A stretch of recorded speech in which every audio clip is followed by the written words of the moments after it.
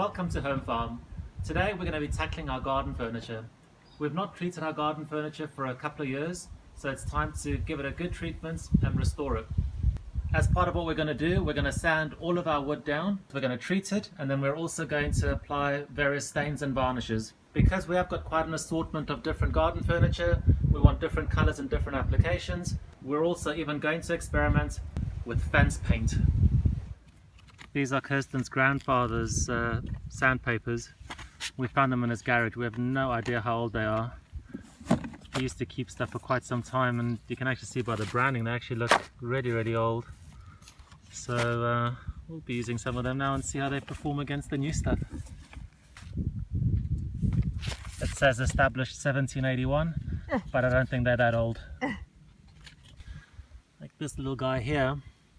You can see they burrow through the wood, and what it's done is it's created long streaks of wood that they've actually stripped out. So what we're going to do first is we're going to sand all of this down to get a nice smooth edge, and once that's finished we're going to treat the wood, and then we're going to finish it with some varnish.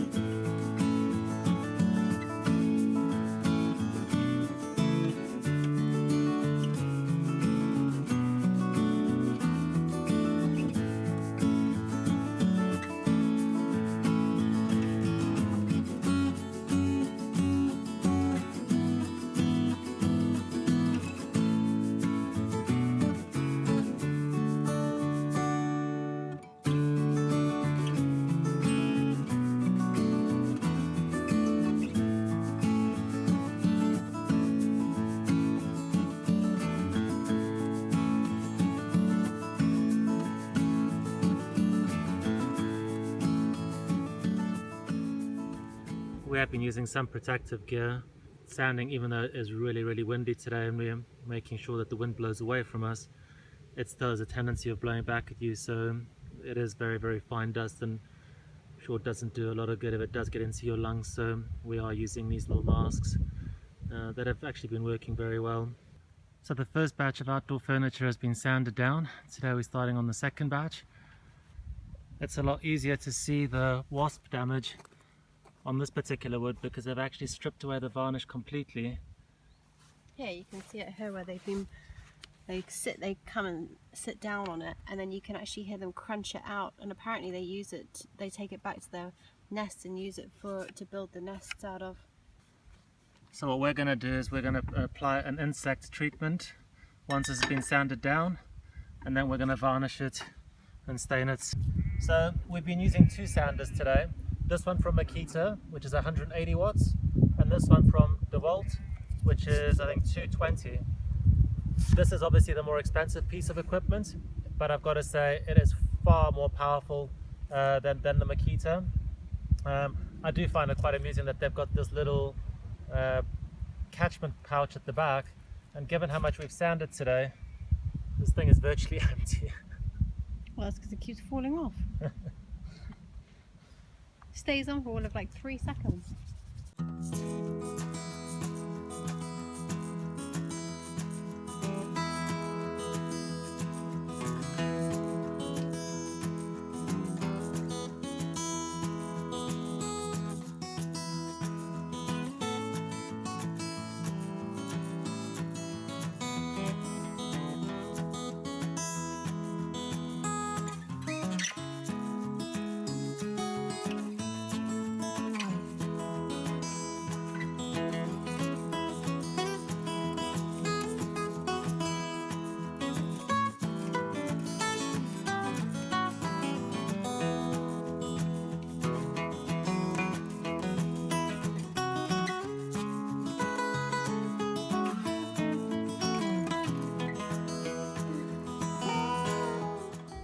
Today we're painting the first of the garden furniture. They've had the pre-treatment applied 3 times.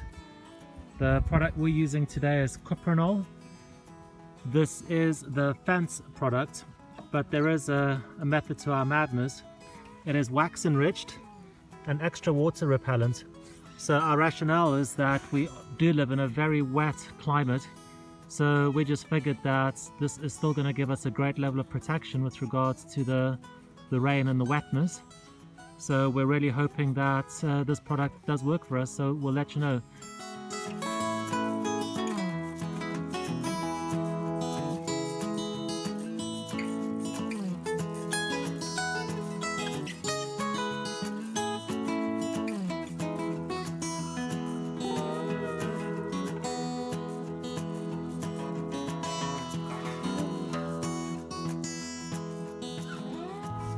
So we're applying the finishing touches on the first coat of this particular set. It's looking good.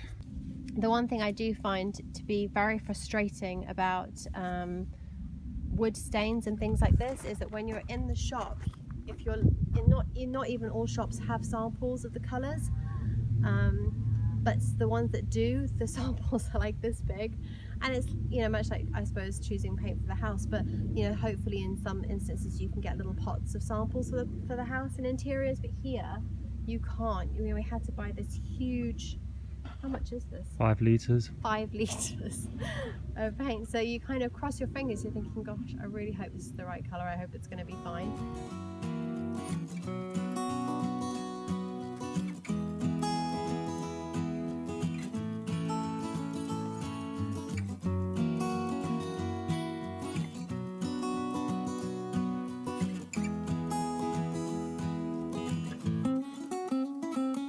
That's a wrap, that's 2 coats.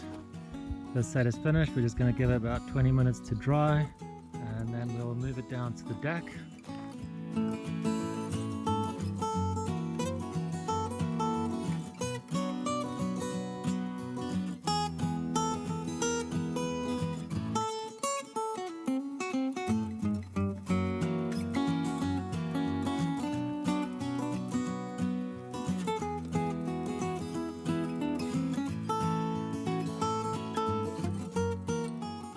That's it, all done. Brought it down to the pond. Looks very good. Now we just gotta hope that the cuprinol holds. Yeah, it is experimental. I'm not totally sold on the colour. It's an experiment, let's see what happens.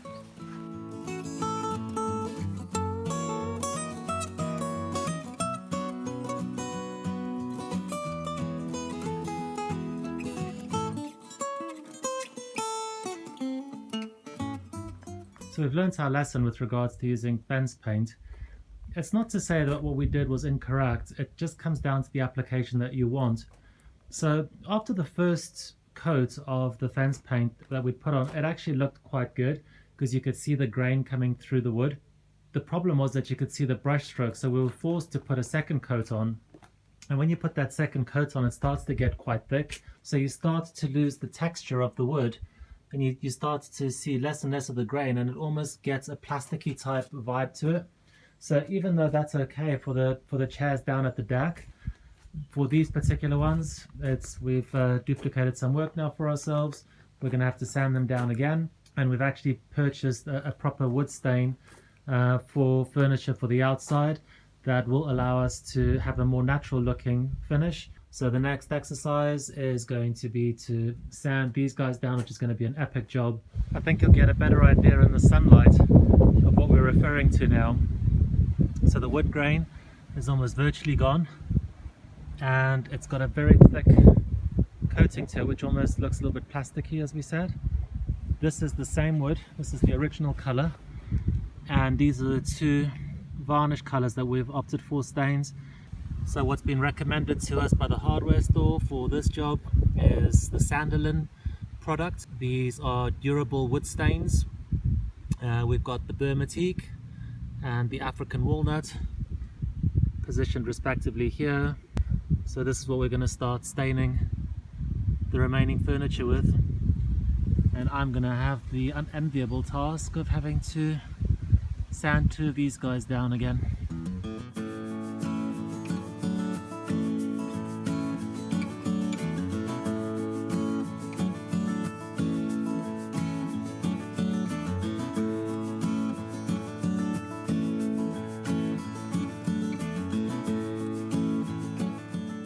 The good news is that has taken, how long did it take you? Like less than a minute? Yeah. 30 seconds or something? With the sander on what paper are you using? 60. A 60, and the duck's back came straight off. So I was a little bit worried because I thought that maybe the stain and the colour, the pigment had actually maybe penetrated, a fair bit into the wood, but it hasn't at all. It's quite surface. So if you do apply duck's back to something and you don't like it, it is relatively easy to remove.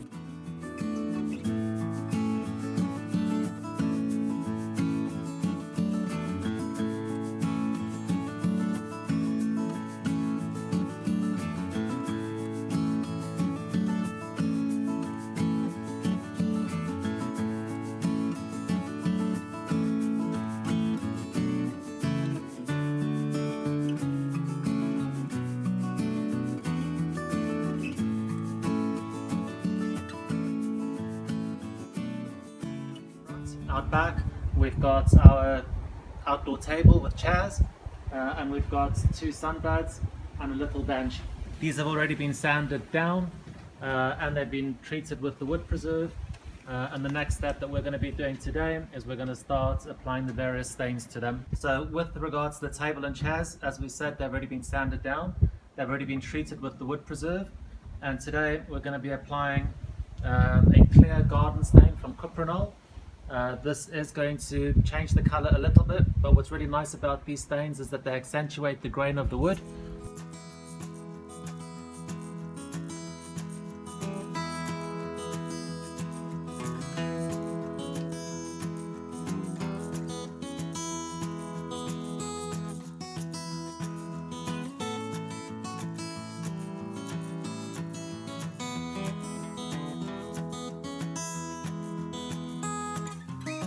We're painting a teak table, so it's a hardwood, so it should be coming out darker.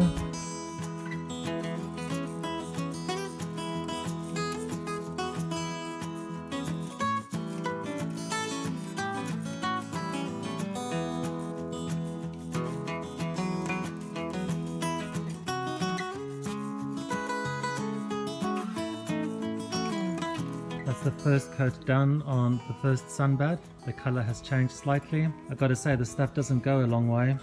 That's about a fifth of the pot gone, and it's going to need 2 coats at least, if not possibly a third. So this is the table Kirsten's working on. The colour's coming along really nicely actually. Yeah, I really like the colour. It's just, I agree with you, it doesn't go a long way, and it does say on the tin that we should be doing 2 to 3 coats. But I would definitely use this product on the rest of our furniture in future. I really like the application. I like how the colour it's going. So because we've used such a wide assortment of products, I think it's a good idea to have a recap of which products we used on which outdoor furniture and how it looks like now. In order not to repeat myself, each and every single piece of outdoor furniture has been sanded down, and we've applied 3 coats of this. This is Ronseal's Clear Wood Preserver, and we've done that because it prevents decay, it prevents rot, and it also prevents various insect attacks. For this set, we experimented with the Duck's Back product by Cuprinol. The color is Forest Oak. The product is made for sheds and fences, but the reason that we've opted for this particular product because this piece of outdoor furniture is located next to the pond. So we wanted to just give it an extra layer of protection. These are our deck chairs. They're a softwood. We didn't want to stain these. We wanted to retain their natural color. So we opted for this product. This is Ronseal's Outdoor Varnish. It's a clear satin color. It has not changed the color of the wood at all, which is what we were hoping for. We've applied 3 coats to this particular set, and we're going to see how it weathers. We also experimented with these teak deck chairs. We initially applied the Cuprinol forest oak duck's-back product. As we said earlier in the video, we didn't like the finished effect. It just came across too plasticky. So we sanded them down and applied this product by Sandelin. It's an extra durable wood stain. The color is African walnut, and we've applied 2 coats to this set. For this teak table and chair set, we also opted for the Sandelin product. This is the Burma teak color. We've applied 2 coats. There isn't a huge color difference between the Burma teak and the African walnut, but we think that it looks good and it should give this furniture quite a good level of protection. For the teak table and chairs, we used Cuprinol's garden furniture stain. We opted for the clear color. There are 2 coats applied to this set too. It has really accentuated the grain and the natural color of the wood, and we really like the finish of this product. For the teak sun lounges, we also used the Cuprinol garden furniture stain, the clear option. Again, we applied 2 coats. This has come out slightly different in terms of color to the table and chair set, but not all wood is the same, which probably results in the color variation, but they still look really good. And for our little teak bench at the back, we used the Sandelin Burma teak color, which looks really good and really smart. With regards to this product, we only applied the 1 coat as per the instructions on the tin. It is incredibly thick. It's almost got like a honey-like texture when you apply it, and it goes on really thickly like we said, so you've got to keep running the brush over it. The one thing that we always find a little bit frustrating when going through any paints and stains is that the little swatches on the tins very seldom actually match up to what happens in reality. What adds to the confusion and complication is that all of these stains react differently to softwoods and hardwoods. So it's good for you to know what wood you are actually treating. In our case, most of our furniture is teak, so we know that's a hardwood. So we know that the actual stain is going to come out a lot darker than on a softwood, where it would come out lighter. So we hope that this gives you a really good idea of what the products look like on wood. We will be monitoring how they weather over the course of the next year, and we will update you in our next video.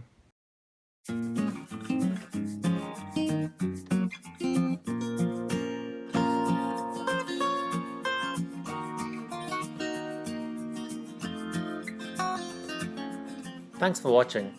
You can also follow us on Twitter or check out our website at myhomefarm.co.uk. If you enjoyed this video, please hit the subscribe button below, and if you have any suggestions for any other videos you would like to see, please leave a comment. We hope to see you on our next video.